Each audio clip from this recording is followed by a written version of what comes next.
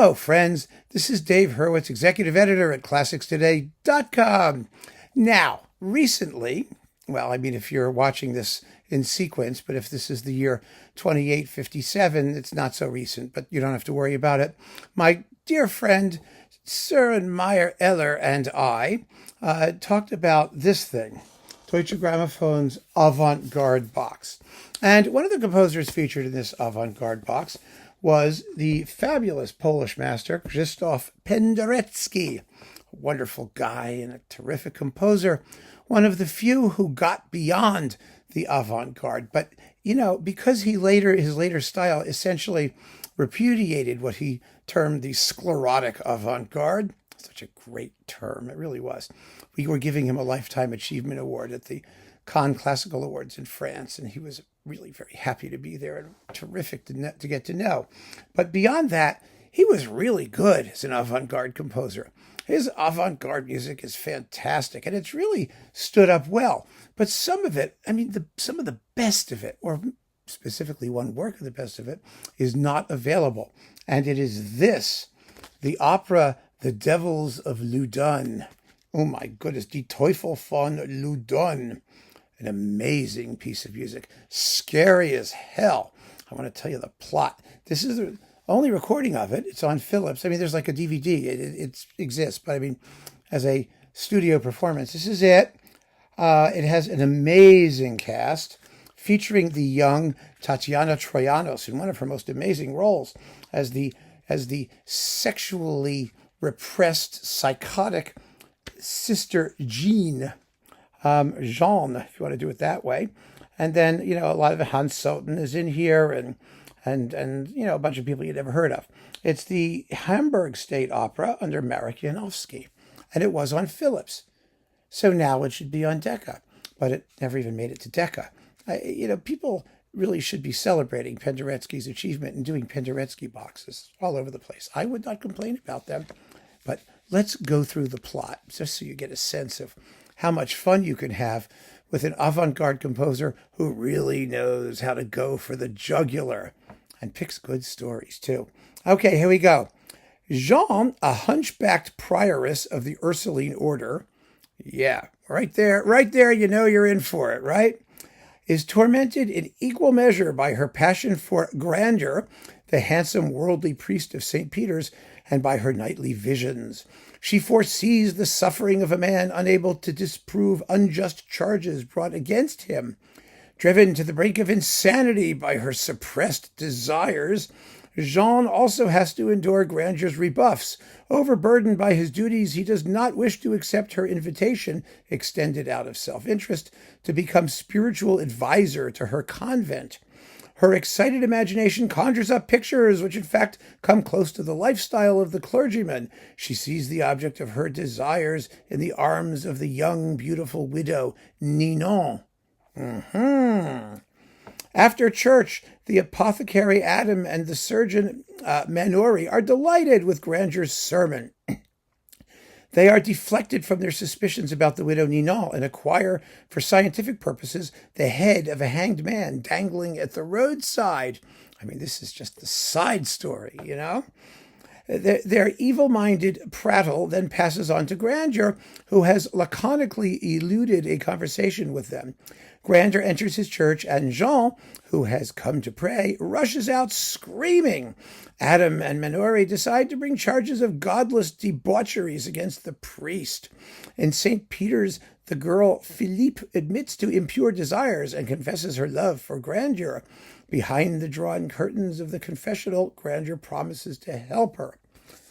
We're still in Act 1.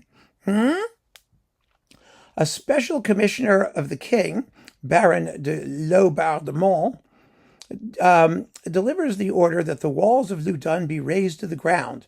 D'Armagnac, the mayor, and Granger raise objections. The mayor is afraid that Cardinal Richelieu, the king's prime minister, will suspect Granger of voicing his objections with the object of preserving the walls for protection in the event of a Protestant rebellion. Jean, tormented by sexual fantasies, that's basically what she does, And Adam and Manori, burning with the madness of denunciation, unintentionally make common cause to build up the case against Grandier, really. Grandier, I'm doing it in English, okay? Baron de Lombardement institutes inquiries concerning the suspect priest. Jeanne is to submit to exorcism. Of course she is. In the preparatory hearing, which is conducted by the widely renowned exorcist Barret, Jeanne names Grandeur in the male voice of a demon, because this is the avant-garde. Tatiana Troyanos can sing in the male voice of a demon, of course. It's easy. Act 2. It gets shorter. That was all exposition. In the Ursuline Chapel, the ritual of exorcism culminates in the administration of an enema on stage. On the street, Mayor d'Armagnac and Judge de Césiré press Grandier, enveloped by one rumor after another, to vindicate himself from the calumnies. Grandier can only plead that he has never seen the possessed priestess.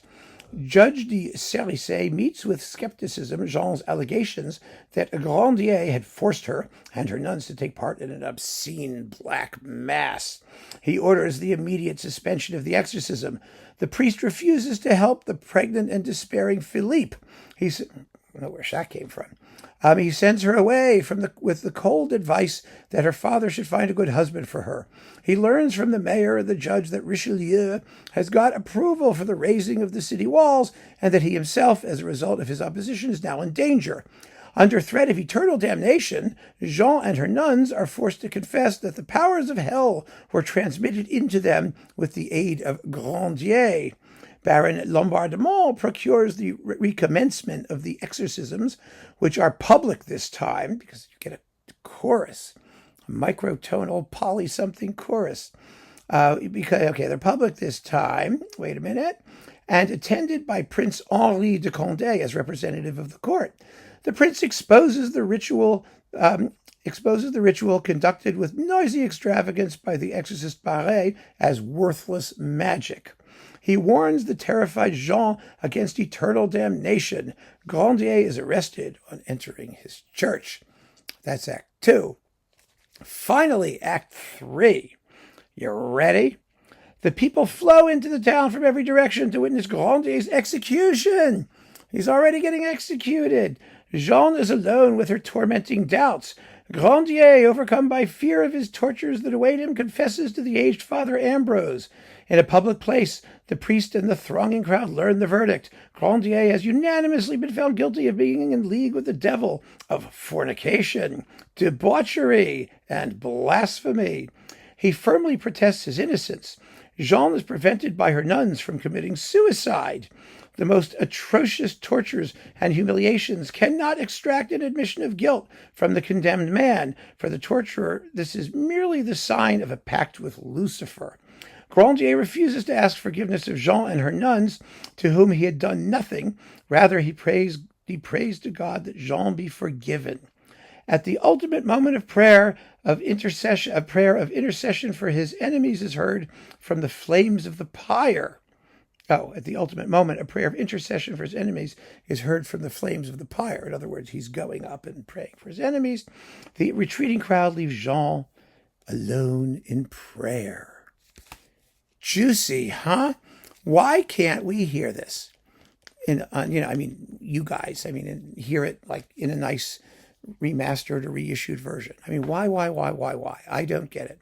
It's ripe for reissue. It's fabulous. It's scary as hell.